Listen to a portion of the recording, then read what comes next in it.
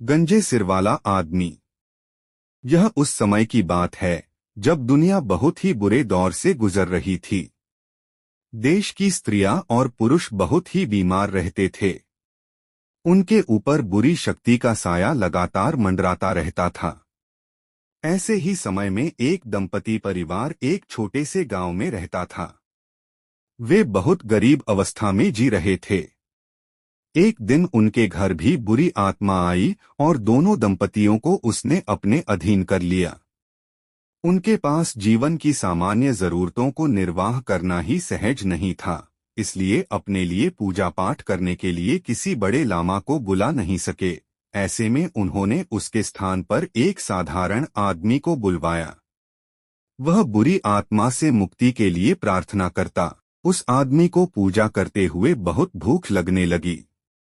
उनके पास उस कार्य के लिए आए मेहमान की खिदमत के लिए कोई विशेष भोजन नहीं था, जबकि उनके यहाँ परंपरा थी कि पंडित लामा को जितना संभव हो सके स्वादिष्ट भोजन दिया जाए।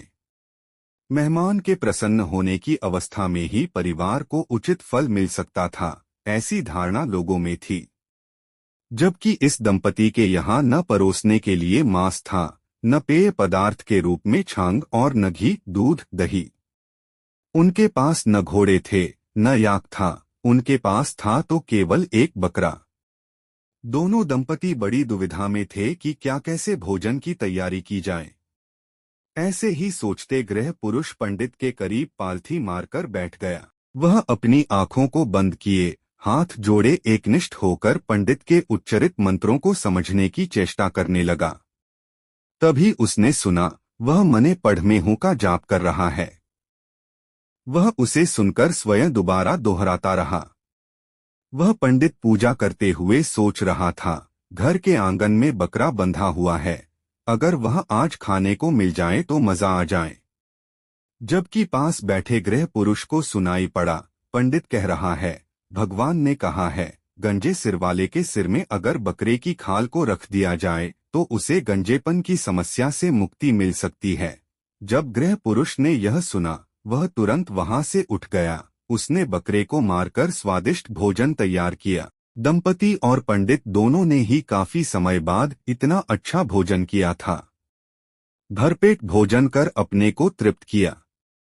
गृह पुरुष ने खाल को अपने सिर पर ओढ़ लिया। उसे लगातार ओढ़े रहा। लंबे समय तक ओढ़े हुए भी जब उसने किसी भी तरह का अपने में कोई परिवर्तन नहीं पाया तो उसे बड़ा आश्चर्य हुआ। उसे भय हुआ, अगर मैं इसे ऐसे ही लगाए रहा तो मेरे सिर की खाल भी खराब हो जाएगी और वह केवल हड्डियों का ढांचा मात्र रह जाएगा। उसे यह बात समझ आने लगी कि भगवान के नाम पर उसे धोखा दिया गया है।